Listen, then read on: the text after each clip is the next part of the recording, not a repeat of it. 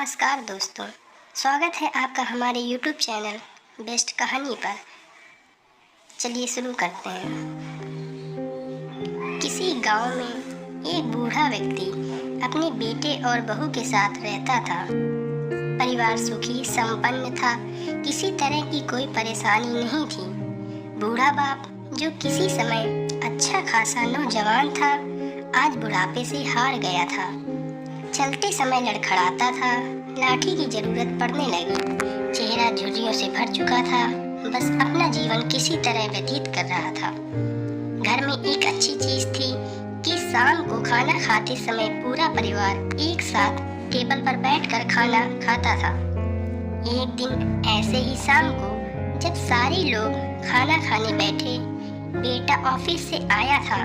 भूख ज्यादा थी सो जल्दी खाना खाने बैठ गया और साथ में बहू और उसका एक बेटा भी खाने लगे। बूढ़े हाथ जैसे ही थाली उठाने को हुए, थाली हाथ से झटक गई। थोड़ी दाल टेबल पे गिर गई।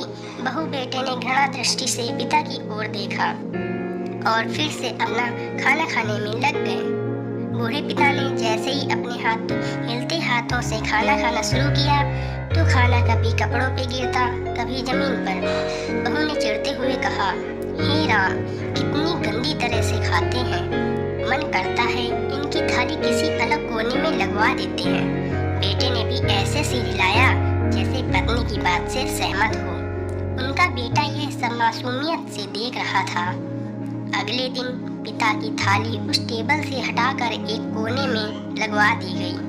पिता की डबडबाती आंखें सब कुछ देखते हुए भी कुछ नहीं कर पा रही थी।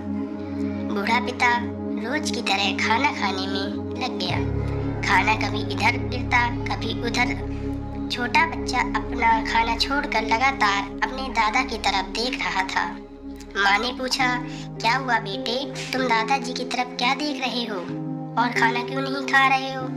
बच्चा बड़ी मासूमियत से बोला, माँ, मैं सीख रहा हूँ कि वृद्धों के साथ कैसा व्यवहार करना चाहिए। जब मैं बड़ा हो जाऊंगा और आप लोग बूढ़े हो जाओगे तो मैं भी आपको इसी तरह कोने में खाना खिलाया करूंगा। बच्चे के मुंह से ऐसा सुनते ही बेटे और बहू दोनों कांप उठे। शायद बच्चे की बात उनके मन में बैठ गई थी, क्योंकि बच्चे ने मासूमियत के साथ एक बहुत बड़ा सबक दोनों लोगों को दिया था।